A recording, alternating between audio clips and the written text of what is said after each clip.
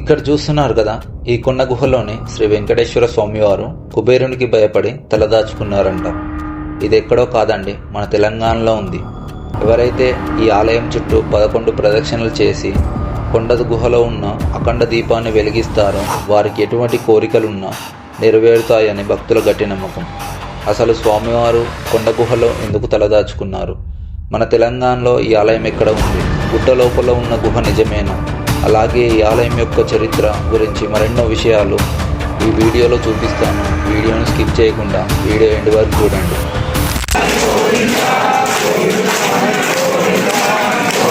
Easy ఉంది trekking అయితే, అసలు ఎక్స్పెక్ట్ చేయలే. కింద స్టార్ట్ చేసి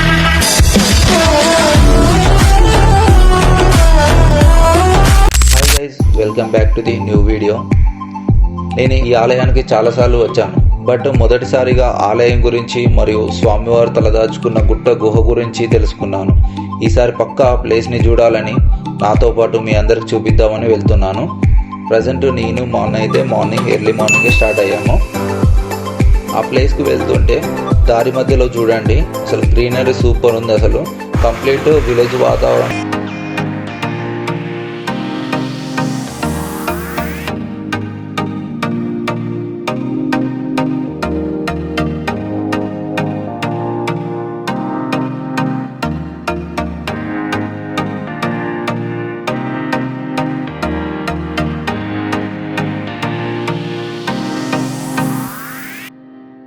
ఆల్మోస్ట్ టెంపుల్ దగ్గరకు అయితే వచ్చేసాం.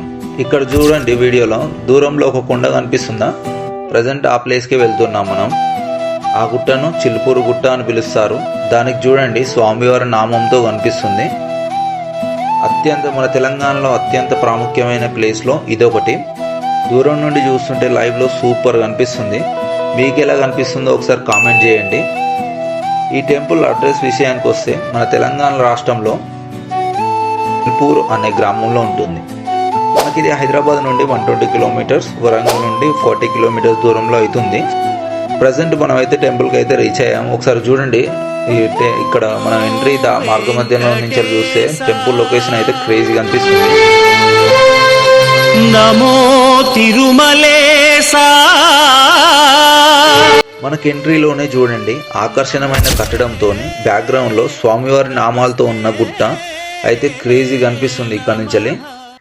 అలాగే ఇక్కడ చూడండి, మనకు ఎంట్రీలోనే రైట్ సైడ్లో ఆంజనేయ విగ్రహం అయితే కనిపించింది. ఇప్పుడు మనం ఎక్కుతున్నాం, చూసినాం స్టెప్స్. ఈ ద్వారా అయితే పైకి అయితే వెళ్ళాలి. పైన అక్కడ టెంపుల్ అయితే ఉంది. ఇంకోటి, మనం ఒకవేళ స్టెప్స్ నుంచి నడవలేకపోతే మీరు రైట్ సైడ్ నుంచి వెళ్ళి వెహికల్ మార్గాన పైకి కొండ పైకి వెళ్ళొచ్చు. అక్కడ పార్కింగ్ కూడా ఉంటుంది. పైకి వచ్చేసినాక చూడండి, మనకు లెఫ్ట్ సైడ్లో హనుమంతుని ఆలయం అయితే కనిపించింది. ఇక్కడ ఒకసారి మొక్కుకొని పైకి అయితే వెళ్ళండి. ఈ ఆలయం ఎదురుగా చూడండి, మనకి ఇక్కడ చూపిస్తా, ఒకసారి చూడండి. ఇక్కడ వెహికల్స్కి అయితే కంప్లీట్ పార్కింగ్ అయితే ఉంది. కాకపోతే పార్కింగ్ అయితే కంప్లీట్ ఫ్రీ, మీరైతే టెన్షన్ పడాల్సిన అవసరం లేదు. తొందరపడి వీడియోని స్కిప్ చేయకండి, ఎందుకంటే ఫస్ట్ స్వామివారి దర్శనం చేసుకుందాం. తర్వాత ఆ గుట్ట పైన ఉన్న గుహ దగ్గరికి అయితే వెళ్దాం. అది మొత్తం చూపిస్తా ఎలా వెళ్ళాలనేది, మిస్ కాకండి. చలో మనం అయితే టెంపుల్ లోపలికి అయితే వెళ్దాం. ఇక్కడ లోపలికి రాగానే చూడండి, మనకు ఎంట్రీలోనే ధ్వజస్తంభం కనిపిస్తుంది. ఆ ధ్వజస్తంభం పక్కనే మనకు గండ దీపం అయితే ఉంది చూడండి. చాలా మంది ఈ గండ దీపంలో నూనె పోసి తమ కోరికలు అయితే కోరుకుంటున్నారు. ఇంకా సైడ్కి అయితే అసలు దీపాలు పెడుతున్నారు. యాక్చువల్లీ ఇక్కడ పెట్టొద్దో తెలియదు, కానీ ఇక్కడైతే చాలా మంది పెడుతున్నారు. ఇక్కడైతే ఫుల్ పబ్లిక్ అయితే వచ్చారు ఈరోజు. ఎందుకంటే ఎవ్రీ సాటర్డే ఫుల్ పబ్లిక్ వస్తారంట. ఎందుకంటే మనకి ఇక్కడ స్వామివారు కళ్యాణం జరుపుతారంట. ఈ కళ్యాణంలో ఎవరైనా పాల్గొనవచ్చు అంట. అలాగే మనకు ఇక్కడ నిత్యాన్నదానం అయితే జరుగుతుంది. దానికి సంబంధించి ఎవరైనా డొనేట్ చేయొచ్చు అమౌంట్. ఈ ఆలయంలో స్వామివారిని చూడండి, శ్రీ వెంకటేశ్వర స్వామివారు మనకి ఈ ఆలయంలో బుగులు వెంకటేశ్వర స్వామి అనే రూపంతో దర్శనమిస్తారు. ఎందుకంటే బుగులు అంటే భయం. దానికి సంబంధించిన చరిత్ర చెప్తాను చూడండి ఒకసారి. ఆ కొండపైన ఉన్న గుహ దగ్గరికి వెళ్తూ ఈ ఆలయం యొక్క చరిత్ర, ఇక్కడ ఎలా ఏర్పడింది ఆలయం, దాని గురించి చెప్తాను.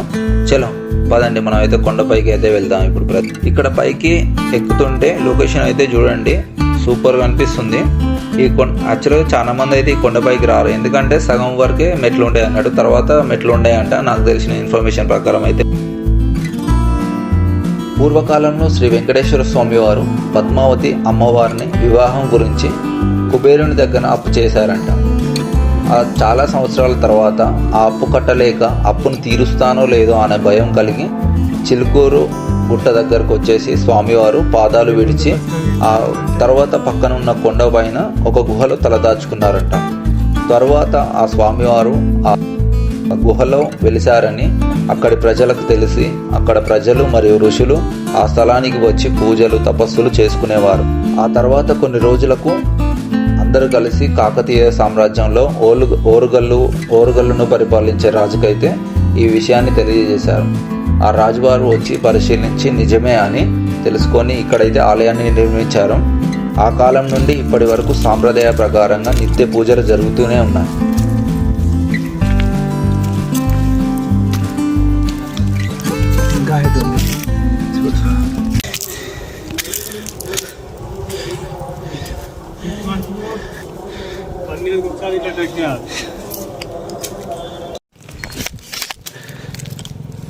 కానీ క్రేజీ ఉంది ట్రెక్కింగ్ అయితే.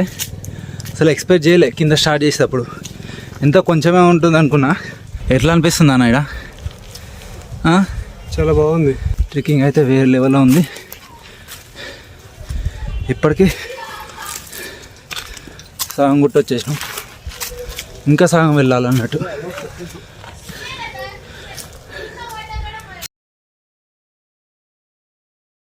హాయ్, ఎక్కడి నుంచి వచ్చారు? హైదరాబాద్. అవునా, ఎట్లా వచ్చారు? మేమంటే ఫ్యామిలీతో వచ్చినాం మేము. అవునా, మళ్ళీ ఓడేనా ఇక? దివాళీ నోములకు వచ్చినాం మేము. Okay okay, bye, see you. నాదైతే సగం సగం నానిపోయింది డ్రెస్ అయితే, ఎండకు ట్రెక్కింగ్కు. ఫైనల్గా మనం అయితే వచ్చినాం. ఒకసారి లొకేషన్ చూపిస్తా చూడండి, క్రేజీ ఉంది. మనం మొత్తానికైతే కొండ గుహ దగ్గరికి అయితే వచ్చేసాం.